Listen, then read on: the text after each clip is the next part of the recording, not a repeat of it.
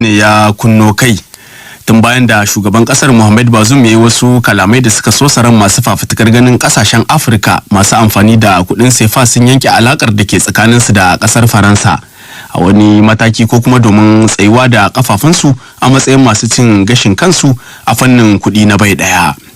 Wakilinmu da ke Yamai Salisu Bukari ya jiyo mana ra'ayin 'yan kasar da ma 'yan fafutuka kan wannan batu ga kuma rahoton da ya aiko mana. Tun da dadewa kasashen Nijar ne da Cote d'Ivoire 'yan fafutuka masu adawa da kudin sefa ke nuni da 'yar yatsa na cewa su ne 'yan gani kashenin kasar Faransa da ba su son fita daga karkashin wannan tsohuwar yarjejeniya tun ta mulkin mallaka ta kudin na sefa. Sai dai kalaman shugaban kasar ta Nijar Mohamed Bazoum wanda ya yi lokacin zuwansa birnin London ya sake tado da tsohuwar muhawara kan wannan batu, inda wasu ma suke mamakin yadda karara ya fito ya yi irin waɗannan kalamai na cewa za su yi duk mai yiwuwa domin raba kaya da Faransa kan wannan batu na kuɗin sefa.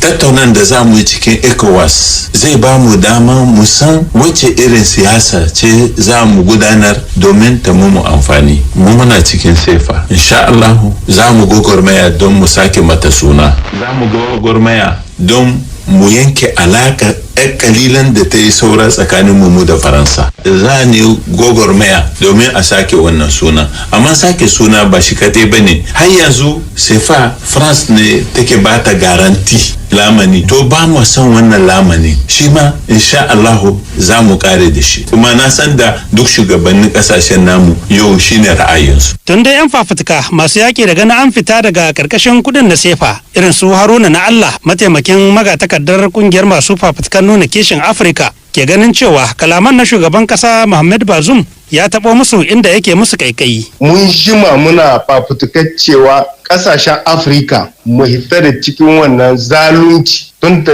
sefa zalunci ne na bauta na kuɗaɗe bisa ga wanda ƙasar horon shi tana cutan nan da shekara 78 yau muke ciki. Kenan zancen da shugaban ƙasa in yana son a saurare shi muryar shi ta duk ko ina ƙasar Afirka ya dawo bisa ga zance da Kadafi ya yi na a yi kuɗi na ƙasashen Afirka wayanda za su kare mutuncinmu na cewa mu ne za mu cin gashin kanmu bisa ga kuɗin da duk muke son mu ko mu aiki da duk wasu ƙasashe na duniya. Sai dai daga nashi bangare Alhaji Nuhu Muhammadu Arzika shugaban kungiyar farar hula ta MPCR kuma masani a fannin tattalin arziki cewa yayi idan har shugaban kasar ta Nijar da gaske yake kan wannan batu to ai ya san abin yi domin kuwa mafi yawan 'yan kasa da ma sauran kasashen Afirka na da wannan buri ne na fita daga karkashin kudin na sefa. Wanga zancen da yake shi zai kokowa a sake suna wace kokowa zai an ga an sake suna le sefa safel eko a buga ekon na abba a buga ba saboda ba su daidaita faran shi ce tacce yanzu ta mai da sofiya sunan shi eko su kuma kasashen da za a unwani da wannan ekon ko wannan kudin sabin kudin su ba su ba da haɗin kai ba yanzu in wanga da yake faɗin zai yi wata kokowa a sake suna ga wannan kudin a matsayin shi Bazoum zai jagorancin wata kokowa wadda ga sa iyo muwa wadda muke haɗin gwiwa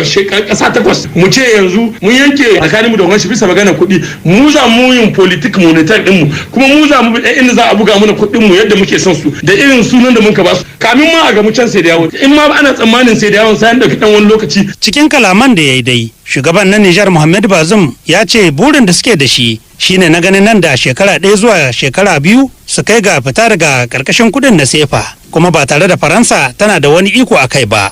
Salisu Bukari, DW Hausa daga Yammai a jamhuriyar Nijar. To kada dai a sha'afa waɗannan rahotanni na zuwa muku ne daga nan sashen Hausa na DW a cikin shirinmu na rana. Yanzu kuma bari mu nufi ƙasar Ghana.